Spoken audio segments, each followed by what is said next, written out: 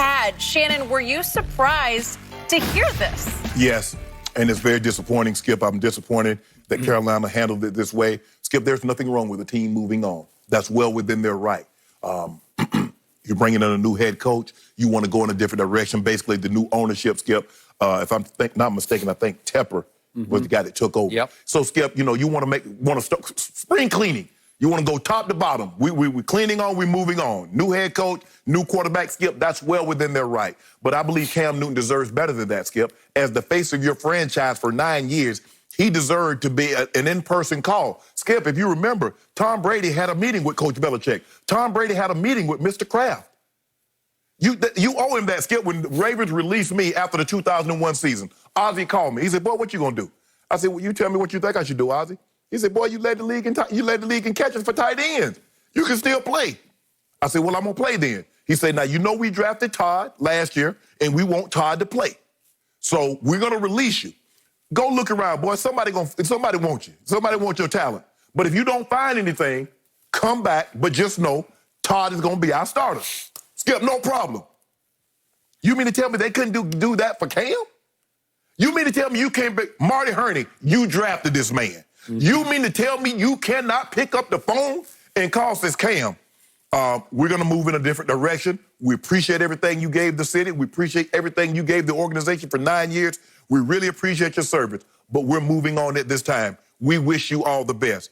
You text this man, Skip?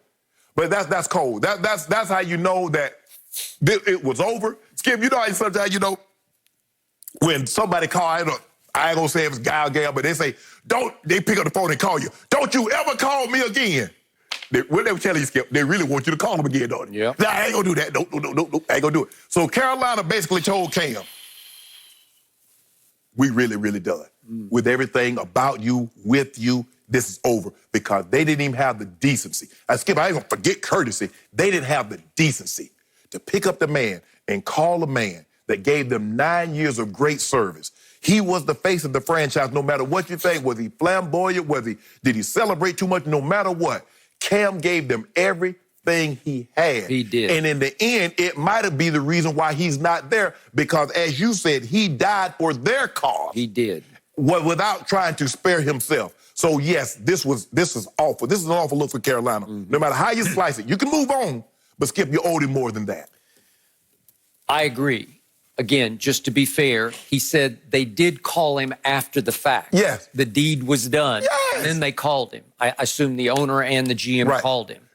Skip, they had already made the decision. It was and done. Then they tell him, well, Cam, you can seek a trade if you want to, knowing they've already tried the shopping, couldn't get anything, and then they say, we're going to release you, but you can try.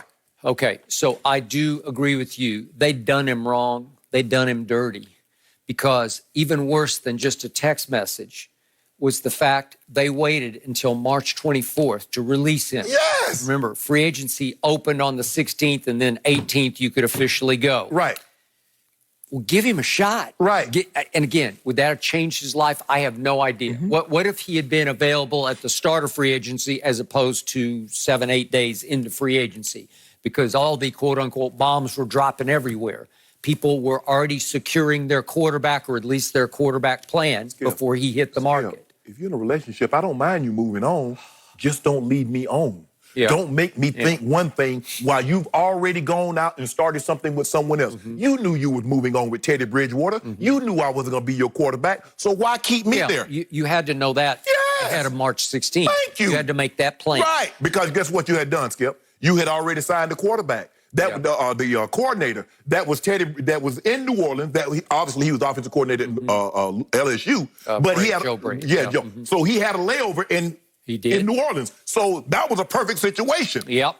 All that had to be plotted out far in advance. Okay. So Cam, when they got I think the text went to the agent, not straight to Cam. Right. And his agent called. Yes. Okay. And when he got the call, they were waiting to approve a trade. Like they did have trade approval. Right. And so they're waiting for the communication to be, are you okay to go to so-and-so?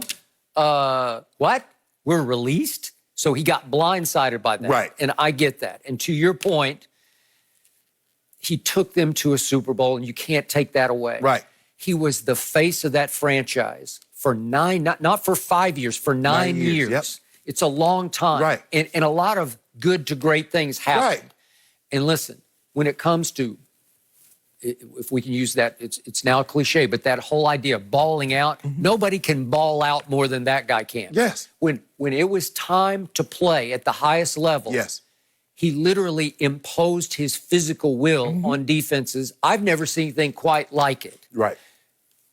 But something went terribly wrong here between him and that management. It had to, Skip. Something went that we don't know. That you can't give him Cam Newton can't get a call. At least, Skip, even when Peyton got released, Jim Irsay, he talked to Peyton personally. That's what you normally skip, someone of that magnitude. Now, I'm not saying Cam was Peyton Manning, but I'm saying someone that's been the face of your franchise for as long as he has, as great as Cam has been for that organization, the general manager or the owner owed it to Cam to give him a call. Now, remember, in reverse, remember how angry Dan Gilbert got on the night of the decision because LeBron did not inform him first via any kind of message. He just said, I deserve some kind of call before he announced the live decision. But Skip, remember now, Rich Paul said he did give him a couple of hours heads up that LeBron was not coming back. But I guess he wanted LeBron to call him and just tell him sort of quote unquote man to man. After all that they'd done together. And yet the blood was already bad between, they were already having conflict to start with. And then it went completely over the edge that night. And somehow they reunited. I don't know how. But Skip, we never got any indication that the blood was bad between Carolina and the front, Cam in the front office. We never got that until this situation occurred. And because you're like, well, hold on, wait a minute. How does it go from he has permission to seek a trade, but you've already released him? You've already tried to shop Cam. And then when you got no takers, you're like, okay, we've made up our mind, we're going to release you. But then you then you say, well, you can seek a trade. Maybe we didn't call the right teams. You do Cam Newton like that, you can't have the courage to just pick up Marty Hurney. You drafted Cam. You drafted him. He was there on most of Cam's watch. Remember, he lost his job for a while to Gettleman, but then he got his job back. So it was Marty Hurney to start with and Marty Hurney to finish. And I would love to hear his side of this story, and I don't know if we ever will. Skip, when I decided I wasn't going to come back in 2004, I wanted to play one more year, make it a nice 15 and walk away. And CBS offered me the job, and I wasn't coming back. And my agent, Marvin Demoff, said, you want me to call Mike? I said, no, I want to call Mike, and I want to call Mr. B. I said, Mike, I appreciate it. I said, I know it's last minute, but I'm taking the job. I'm not coming back. But there was not a drop of bad blood between. Nothing had ever gone wrong. Skip it, Mr. B, I'll never forget, he's like, Sharpe, are you sure? Because I think we got a chance to be really good. I said, Mr. B, this opportunity is too good. I said, they're going to be players retiring every single year. I said, but desk jobs don't come available very often. I said, this opportunity is too good to pass up.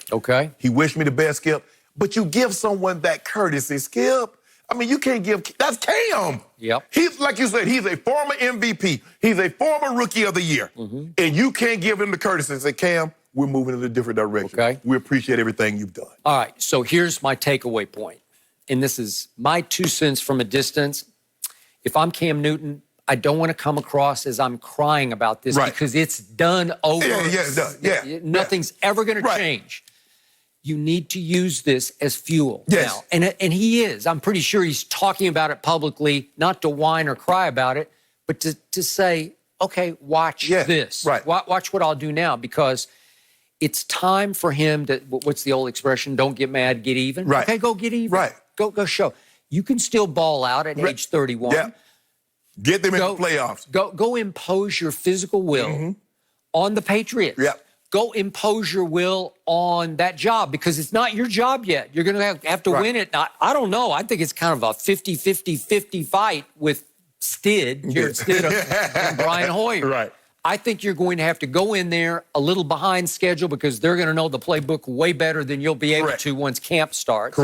And win the job. And then you can go right down the list of teams on that schedule, which, by the way, is the hardest schedule in the NFL off last year's win-loss records, and pick those teams. You passed on me. I'm going to beat you, and I'm going to get even with you, and I'm going to get even with you. Okay? I'm good with all that. It's the same thing as Odell was saying in the same session. It was on Odell's, I think it was Odell's YouTube. YouTube channel. Yes. Okay, so Odell said blonde is back. Fine with that. And he said, it's the new me. Well, it's always the new you, Odell.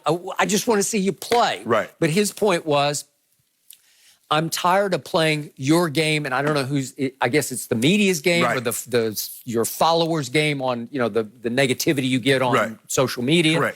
But he said it's like me and Cam talk about this humble sh. They all want us to be humble, but then when we are humble, they view it as a weakness. Okay, and he said when they're both playing, when they're both balling out, that when they're up and they're talking, you hate it. I don't know exactly who you is. Is it the media? Some in the media, some in your following, some. And he said, no more of that. This year, I'm trying to kill, as in kill on the football field, and that's why blonde is back. Well, Cam's been posting a lot also, and in the end, I'm fine with all that. But the point is, you just have to go do it. Just go play. Not words. Just go play. And I'm with Odell. I don't care. You can have blonde hair, red hair. Yeah, doesn't matter. You can go to Tiffany Haddish route and cut it all off. As long as you ball out like you did your first couple of years, because I want to see that Odell Beckham back. That's the guy that I want to see. That's the guy that I know that's in there, but for some reason, be it injury, going to a location that he didn't really care to be, he wasn't himself. He had his career worst stats. Yes. Okay, is that our fault? Is that his followers' fault on Twitter or negativity? No, it's your fault. Right. And Cam, don't worry about getting even. Getting even, you can't leave them. Get ahead. Okay. Do what you know what you're capable of doing. All right. Skip, and that happens. Because we're getting close to a point of it's time to act, not talk. Right. It's just time to play. Because that's how Coach Belichick is. You do all the talking you want to, but at the end of the day, Skip, you still got to play the game.